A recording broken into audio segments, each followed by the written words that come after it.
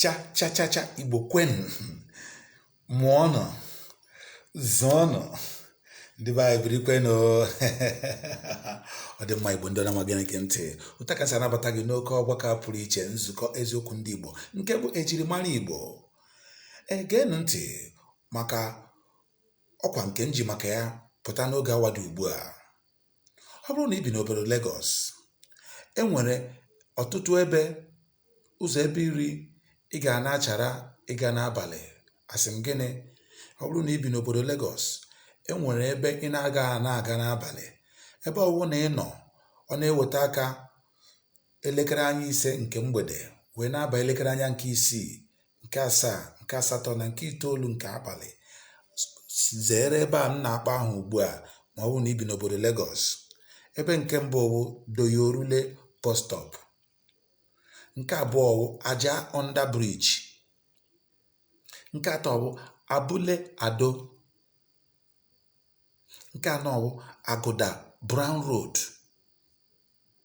Zere ebe niile m na-akpọ ahụ, ndị omekome nọ ya. Ebe nke ọzọ bụ Maza Maza,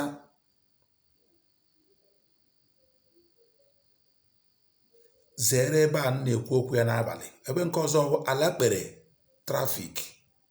Alakpere trafik bụ ọ bụrụ na isi Third Mainland Bridge na-aga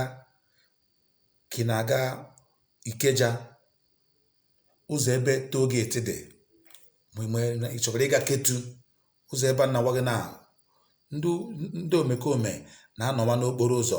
Ma ọ bụrụ na okporo ụzọ mkpọmkpọ ebe dị, ya wụ nke ndị oyibo na-akpọ go slow, ndị ọjọọ nwere ike ịkụwa ụgbọala gị, zuo gị ohi ma merụọ gị ahụ. Ebe ọzọ dịkwa njọ n'anyasị bụ Maitu Oke.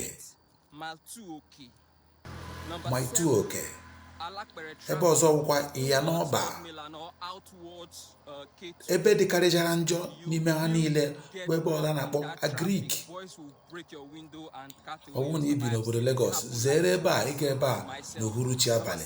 Ebe ọ bụrụ na ị nọ na-akụ elekere anya 5 nke mgbede, nwanne kwado ka ị laa be gị mgbe ị na-ahụ ihu mmadụ anya, maka na ebe a dịrọ mma. Ndụ dị na ntị. Ọ bụrụ na ịnata ozi a, gbasara ya ndị enyi gị, na-esonyere anyị na nzukọ eziokwu ndị Igbo, na-eme ka asụsụ Igbo na-agba gị ụba. Aka m bụkwa Chukwu onye Pati Chikoye nke a na-akpọ Dịbọcha, wee sị ụnụ udo dịrị ụnụ. Leleenụ ka ụnụ wee hụ ihe onyonyo a wee mara na ihe m na-agwa ụnụ bụ eziokwu.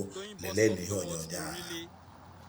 Be very careful around that place. It's a death trap around there.